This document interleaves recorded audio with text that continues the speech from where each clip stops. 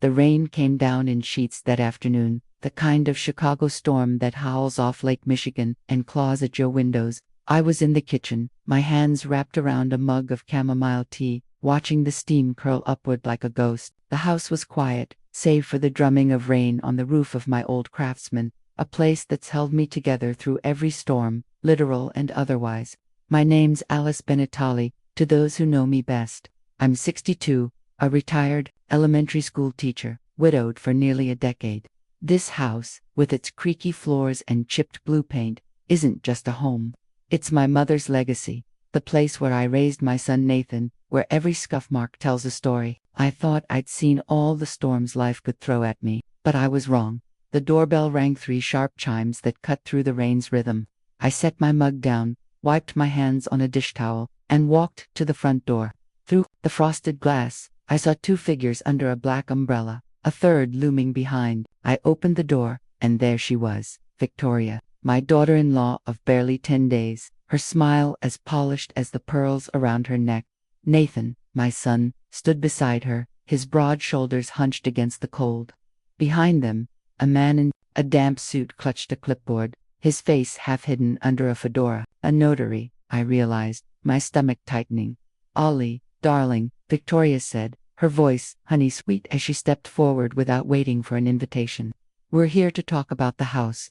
Just a quick visit to sort some things out." She tilted her head, that practiced smile never faltering, as if she were selling me something. The notary followed, his shoes leaving wet smudges on my porch. Nathan didn't meet my eyes. He just stood there, soaked, his hands stuffed deep in his pockets. "The house?" I asked, keeping my voice steady. I stepped aside to let them in, not because I wanted to, but because I needed to see this play out. Victoria swept into the living room like she already owned it, her heels clicking on the hardwood. She set her umbrella by the fireplace, right next to the mantel where Nathan's old school photos sat, gathering dust. The notary placed his clipboard on the coffee table, pulling out a stack of papers. I caught a glimpse of the Tapshita deed, my name printed in bold, but the signature beneath it wasn't mine. "It's all standard stuff," Victoria said, her tone light, as if we were discussing a grocery list. "We thought it'd be easier to handle this now, before the market shifts. You know how unpredictable Chicago real estate can be."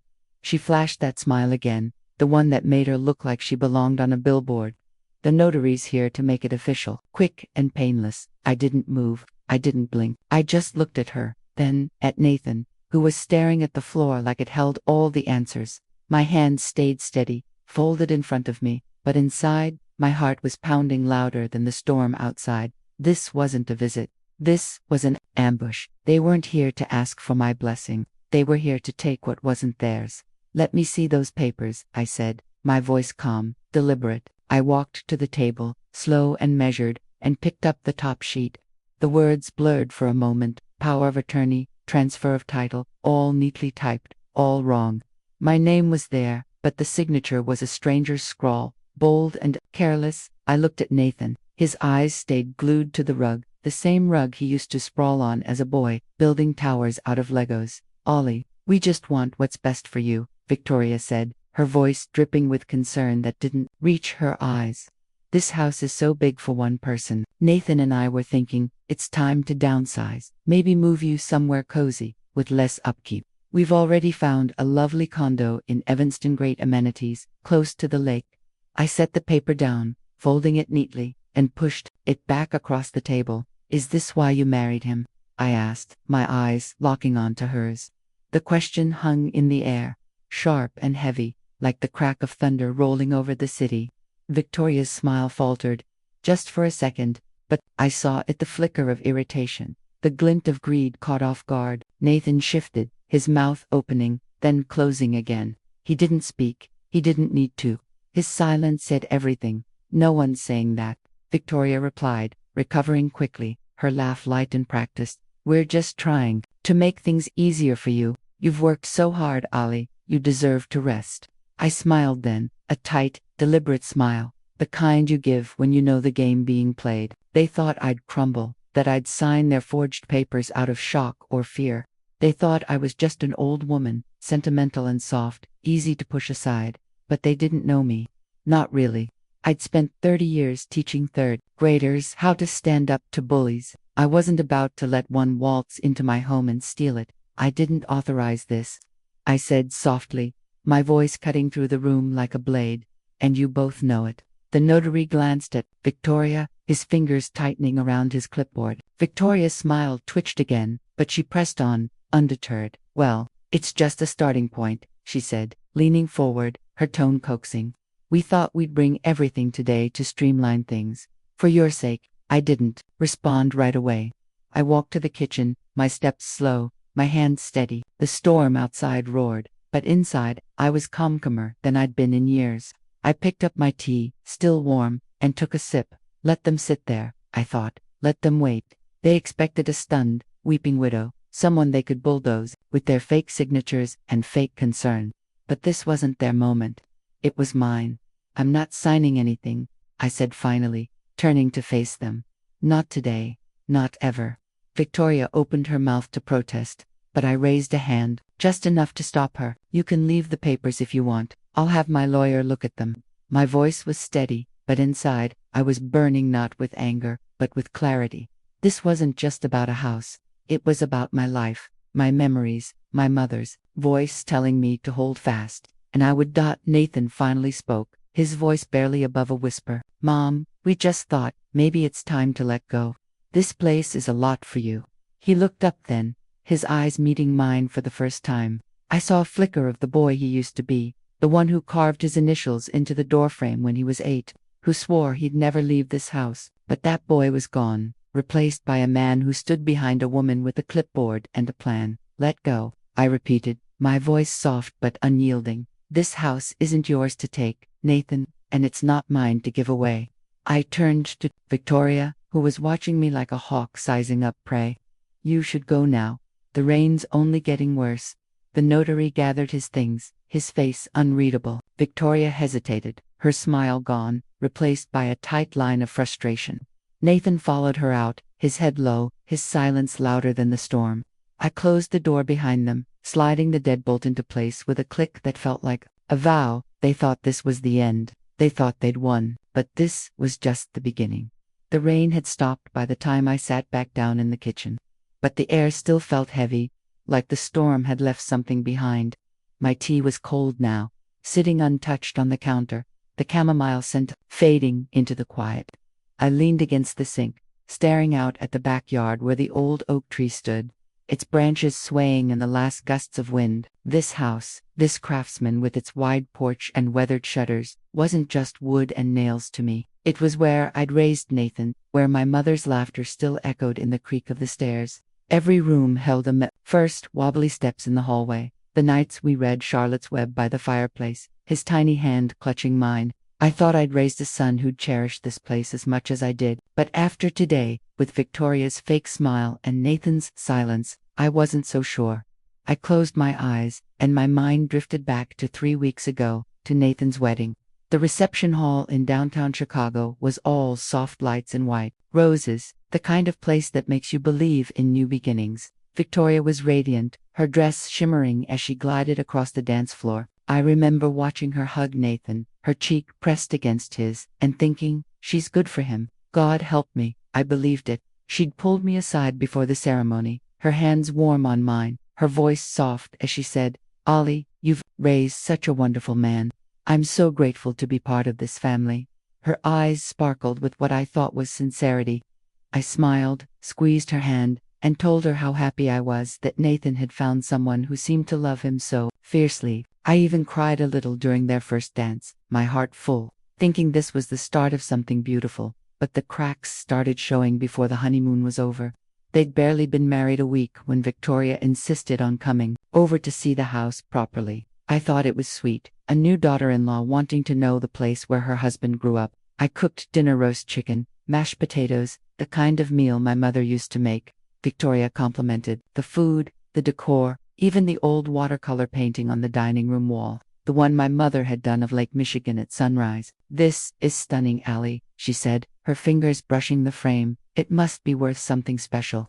I laughed it off, thinking she was just curious, maybe admiring the artistry. But her eyes weren't on the painting. They were on the crown molding, the bay windows, the the square footage. That night, after they left, I stood in the dining room, staring at that painting. Something about Victoria's tone, her questions, how many bedrooms again? Have you ever thought about selling? Stuck with me, like a splinter under the skin. I told myself I was being paranoid, that she was just excited about her new life with Nathan, but the feeling wouldn't leave. It sat there, heavy, like the damp air after a storm. A few days later, I overheard something that turned that splinter into a blade. I was in the upstairs hallway, folding linens for the guest room, when I heard Victoria's voice drifting through the half-open door. She and Nathan were staying over after a late flight back from their honeymoon in Napa. I hadn't meant to eavesdrop, but her words stopped me cold. "This house is just sitting here, Nathan," she said, her voice low, sharp, nothing like the honeyed tone she used with me. "Do you know what a place like this would go for in today's market? We could sell it, invest the money, maybe buy a condo downtown, something modern, something us." There was a pause, a rustle of fabric, maybe Nathan shifting on the bed. "She doesn't need all this space," Victoria went on. "How much longer is she going to rattle around in this old place alone?" I stood, frozen, the linens clutched against my chest, my breath caught somewhere between shock and betrayal. Nathan's voice was too soft to hear, but the silence that followed was louder than any words. He didn't argue, he didn't defend me. He just let her words hang there, like they were a plan he'd already agreed to. I slipped back to my room, my hands shaking, not from fear, but from a fury I hadn't felt in years. "Rattle around alone," she'd said, as if I were some frail old woman, an obstacle in their way, as if this house, my home, my mother's gift to me, was just a piece of real estate to be flipped. I didn't confront them that night. I didn't storm into their room and demand answers. Instead, I made breakfast the next morning, pancakes, Nathan's favorite, with the maple syrup he loved as a kid. Victoria smiled her usual smile, complimented my coffee, asked if I'd seen her phone charger. She called me Mom, her voice dripping with warmth, and I played along. I smiled. Bach poured her more coffee, asked about their honeymoon, but inside, I was watching, listening, piecing together the truth. This wasn't about family. This was about acquisition. My home, the roof that had sheltered Nathan through fevers and heartbreaks, was a prize to her, and Nathan, he was letting it happen. I kept my silence, but I wasn't idle. That afternoon, I walked through the house, touching the things that mattered: the banister Nathan used to slide down, the dent in the wall from when he crashed his toy truck, the garden where my mother planted roses that still bloomed every June. She'd always said, "A house isn't just a place, Allie, it's your peace.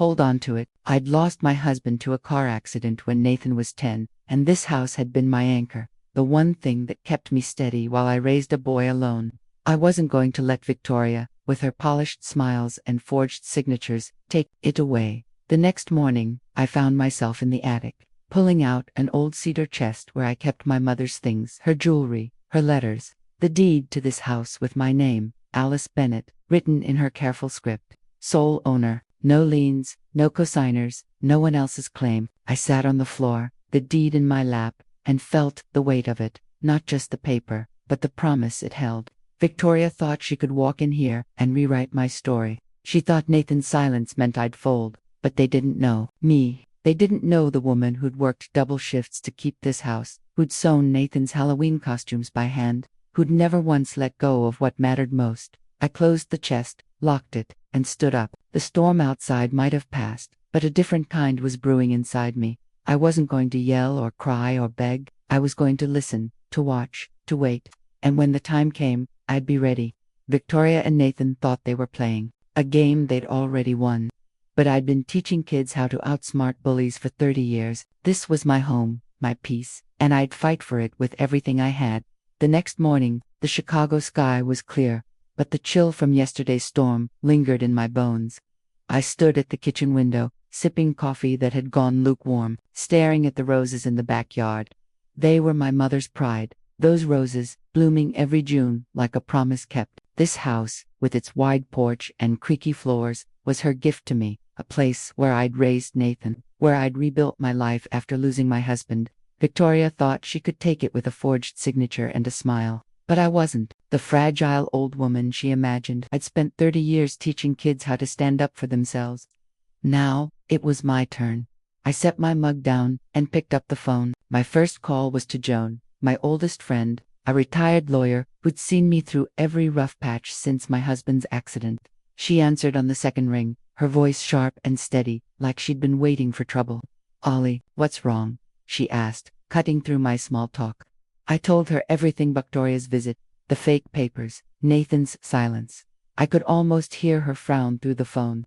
"They're bluffing," she said, her tone clipped. "But bluffs can turn into fraud if you don't act fast. Meet me at my office tomorrow. Bring the deed." I hung up, feeling a spark of something I hadn't felt in years: control. Joan was right. This wasn't just about hurt feelings. This was about protecting what was mine. I walked to the attic, where the cedar chest sat under a dusty quilt. Inside, I found the deed, my mother's handwriting still clear. Alice Bennett, sole owner. I held it for a moment, tracing the ink, then tucked it into a folder with my will and insurance papers. I wasn't just protecting a house. I was protecting my peace. That afternoon, I drove to the local library, where a group of women met every Wednesday. We called it a book club, but it was more than that: a gathering of widows, retirees, and a few divorcees who'd learned the hard way that family can hurt you worse than strangers. I'd joined years ago, mostly for the coffee and conversation, but today, I needed their wisdom, over lemon scones and lukewarm tea. I listened as they shared their stories of children fighting over inheritance, of nieces claiming senility to seize assets, of siblings selling family land out from under each other. "Don't leave anything unfiled," said Margaret, a retired nurse with a voice like gravel. "My cousin tried to take my farm because I didn't have a trust." Another woman, Ellen, leaned in, her glasses slipping down her nose. "Add a clause about emotional manipulation. Stops them from claiming you're unfit." I took notes, my pen scratching against a yellow legal pad. These women, with their cardigans and orthopedic shoes, were my quiet army. They traded legal terms like recipes, passing around samples of affidavits and trust clauses. By the time I left, I had a plan: not just to protect my house, but to make sure Victoria and Nathan couldn't touch it. Not now, not ever. Back home, I called Henry, a private investigator Joan had recommended years ago when I suspected a neighbor of stealing from my garden. Henry worked out of a small office above a hardware store, his desk cluttered with fishing lures and old case files. "I need to know what she's doing," I told him, my voice low. "Every call, every meeting, anything that involves my house." He didn't blink, just jotted something on a notepad. "Quiet or traceable?" he asked, his voice rough from years of cigarettes. "Quiet," I said. He nodded. "You'll hear from me in a few days." The next morning, I met Joan at her old law office, a narrow brick building near the Chicago River. She was waiting in her chair, surrounded by stacks of legal books, her glasses perched on her nose like a hawk. "We went through the deed, my will, every document tied to the house. They're banking on you being too sentimental to fight," she said, flipping through the pages. "But sentiment doesn't mean weak. We set up a living trust, locking the house away from probate or challenge. I named Lily, my niece, as the successor trustee, not Nathan. Lily was 28, a nurse who called me every Sunday just to chat, who never asked for anything but my stories. I added a clause: anyone attempting to contest the trust would be disinherited, no exceptions. Jones suggested a safe deposit box for the originals. "Take everything out of the house," she said, "deeds, insurance, even your mother's jewelry." I nodded, picturing Victoria's eyes on that watercolor painting, calculating its worth. That afternoon, I drove to the bank, a small branch where I'd been a customer for decades. I rented a safe deposit box and placed everything inside: the deed, my will, my mother's pearl earrings, even Nathan's old baby book. The clerk handed me the key, and I slipped it into my purse, feeling its weight like a shield. When I got home, I made one more change. I called a locksmith, an old friend from the neighborhood named Carl. He showed up after dinner, his toolbox clanking. "Trouble, Ollie?" he asked, half joking, as he replaced the locks on every door. "Not yet," I said, smiling, "but I like to stay ahead." He handed me a new set of keys, their edges sharp and unfamiliar. Nathan and Victoria still had the old ones from their wedding week stay. I wasn't taking chances, not after those papers, not after Victoria's voice in the guest room, talking about pushing me out. That night, I sat in the living room, the new keys on the coffee table, glinting under the lamp. I thought about Nathan, how he used to run through this house, his laughter bouncing off the walls. I remembered carrying him up the stairs when he had the flu, waiting up late when he snuck out as a teenager, always leaving the porch light on just in case he came home. That light had been off for days now, not because I was angry, but because I was awake, really awake for the first time in years. The next day, I drove to the library again, this time with a specific question. How do you stop someone from forging your name? I asked the group. Ellen, the one with the glasses, handed me a folder. Get a security system, she said. Cameras, motion sensors. If they try anything, you'll have proof. I nodded, scribbling notes. By evening, I'd called a local company and had cameras installed, small, discreet ones, tucked above the porch and in the backyard. I tested them on my laptop, watching the grainy feed of the roses swaying in the wind. If Victoria came back, if she so much as stepped on my property with another fake document, I'd know. I also reached out to Lily, my niece. She came over that weekend, her nursing scrubs still on, her hair pulled back in a messy bun. We sat in the kitchen, eating oatmeal cookies I'd baked, and I showed her where I kept the important papers, not the originals, but copies, tucked in an old cookbook between the pages for lemon bars. Just in case, I said, my voice steady. She didn't ask why, just nodded, her fingers brushing the folder with a quiet strength that reminded me of my mother. I've got you, Aunt Ollie, she said, and I believed her. As I locked the door behind her, I felt something shift inside me. This wasn't just about protecting a house anymore. It was about protecting myself, my story, the life I'd built. Victoria thought she could outsmart me, that Nathan's silence would make me fold, but I was done being quiet. I poured a glass of wine, sat by the window, and watched the streetlights flicker on. The roses outside were still, but I could feel the storm coming, not from the sky, but from me. And this time, I was ready. The days after I locked away the deed and changed the keys felt different, like the air in the house had shifted. The old craftsman was still mine, its walls still whispering memories of Nathan's childhood, my mother's, roses, the life I'd built, but now, it was also a fortress, and I was ready to defend it. Victoria and Nathan thought they could outmaneuver me, that I'd buckle under their smiles and forged papers. They didn't know I'd been preparing, gathering evidence, building a shield with the help of Joan, Henry, and the women at the library. I wasn't just protecting my home, I was protecting my voice, the one they thought I'd never use. It was a Thursday morning when they came back, just as I'd expected. The sky was gray, heavy with the promise of another Chicago storm. I was in the living room, sorting through old photos. Nathan, at his 3rd birthday, blowing out candles, his grin wide and sticky with frosting when the doorbell rang. 3 sharp chimes, just like before. I set the photos down, straightened my sweater, and walked to the door. Through the frosted glass, I saw Victoria's silhouette, her black umbrella gleaming, Nathan behind her, and the same notary, his clipboard, tucked under his arm like a weapon. I didn't open the door right away. I let them stand there, the wind tugging at their coats. Victoria rang the bell again, her smile visible even through the glass, tight and impatient. I took a breath, steadying myself, and opened the door just enough to step onto the porch. A deputy from the county sheriff's office, a broad man named Officer Daniels, stood just behind me in the foyer. I'd called him through Joan's contacts, just in case. His badge glinted under the porch light, a quiet reminder of the line I was about to draw. Ollie, good to see you, Victoria chirped, her voice bright, as if we were meeting for brunch. We've got the final documents ready. Thought we'd make this quick and smooth, no surprises. She held up a manila envelope, her nails catching the light. Nathan stood stiffly behind her, his eyes fixed on the porch floorboards, where his initials were still carved from years ago. The notary shifted, adjusting his fedora, ready to play his part. I didn't smile. I didn't invite them in. Instead, I reached into my pocket and pulled out an envelope of my own, thick, official, sealed with Joan's law firm stamp. This is for you, I said, my voice calm, steady, like the lake before a storm. Victoria's smile faltered as she took it, her fingers hesitating. What's this? She asked, her tone still light but edged with something sharp. That, I said, meeting her eyes, is a cease and desist order. You are banned from any legal or financial action regarding this property, effective immediately. The words landed like stones. The notary froze, his clipboard half open. Victoria blinked, her composure slipping, just for a moment. Officer Daniels stepped forward, his voice low but firm. Ma'am, you've been served.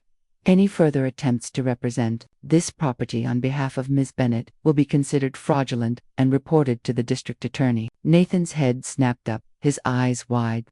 You called the cops on us. His voice cracked, a mix of shock and shame. I looked at him, my son, the boy I'd raised, and felt a pang not of anger, but of clarity. No, Nathan, I said softly. I called the courts, and they answered. Victoria's hands trembled as she opened the envelope, flipping through pages she didn't seem to understand.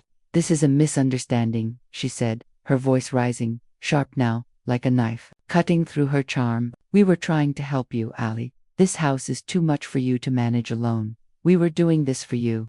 I don't need your help, I said, my voice still calm, but unyielding. And I certainly don't need your notary. The notary backed away, gathering his things without a word, his face pale. He was halfway down the steps before Victoria could protest. I turned to her, my eyes steady. You thought I wouldn't notice, Victoria. You thought you could walk in here with fake papers and a smile and take what's mine. But I've been watching. Her lips parted, but no words came out. I reached into my other pocket and pulled out a small USB drive, holding it up. This, I said, is a recording from the security camera out back.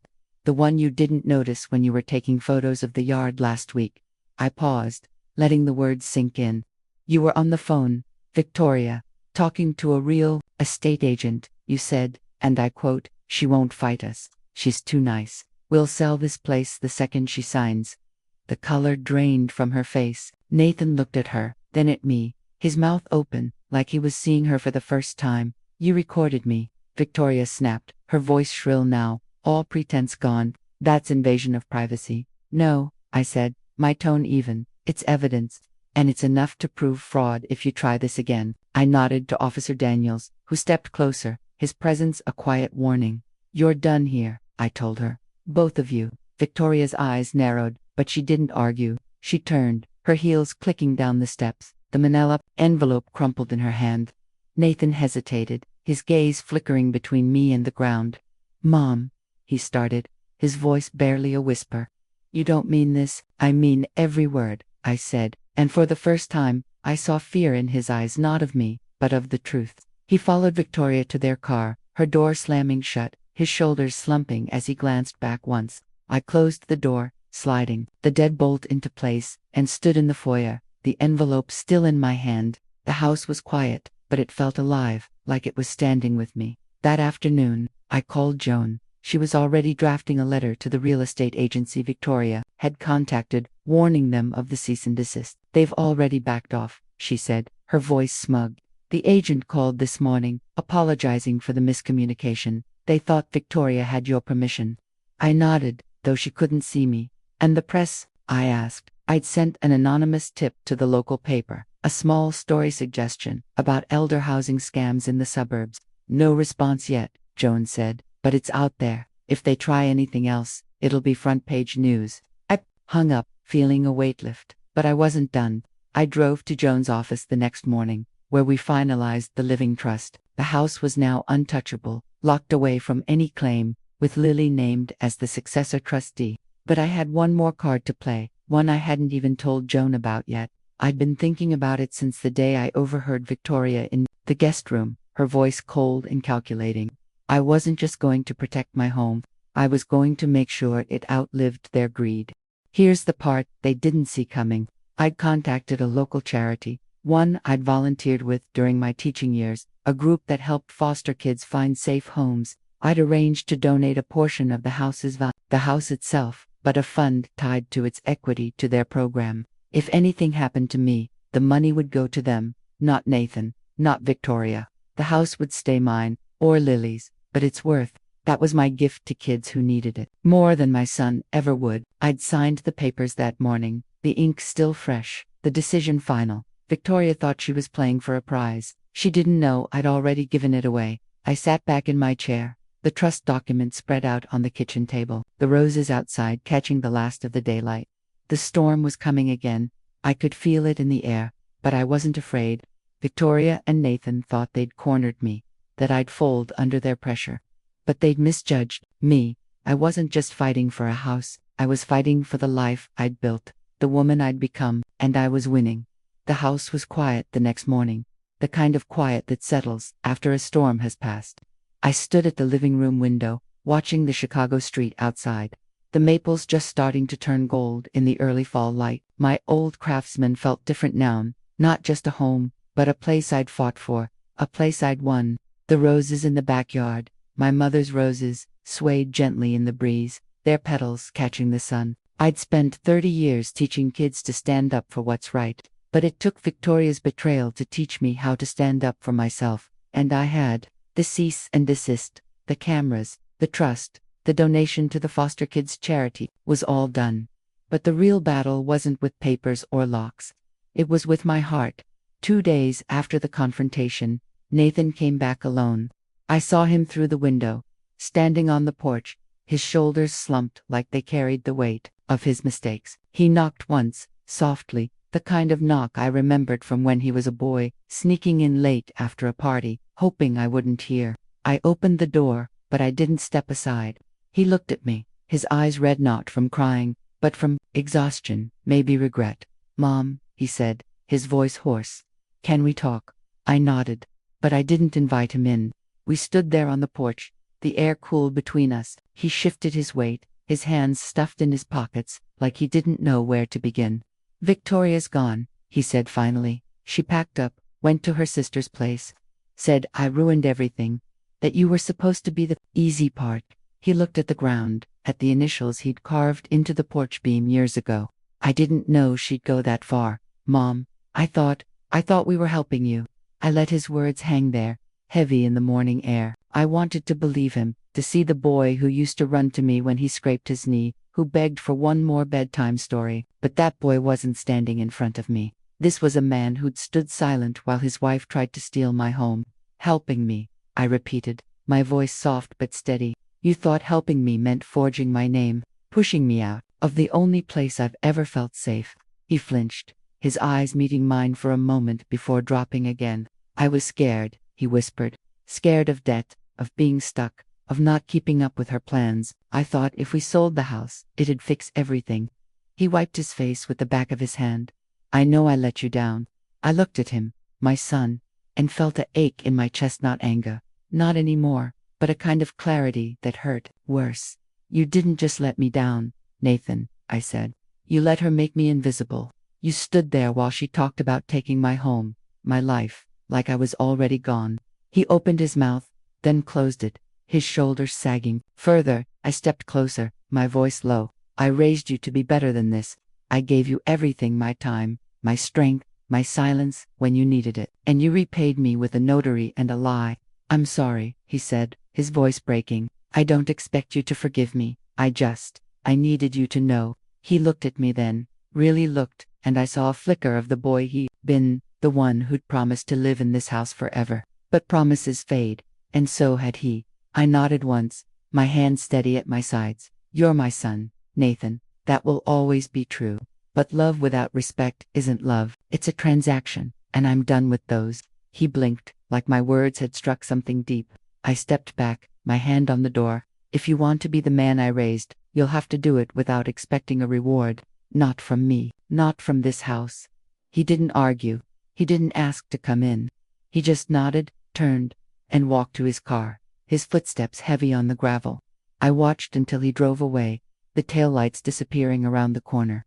Then I closed the door, locked it, and let the silence settle around me. I wasn't angry anymore. I was free. That night, I sat in the living room, the old table lamp casting a warm glow across the room. It was my mother's lamp, its brass base scratched from years of use, its light soft but steady.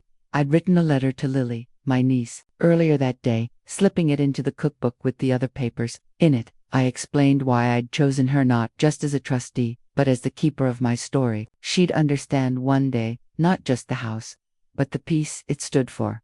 I thought about what I'd learned, what I'd want someone else to know if they were standing where I stood.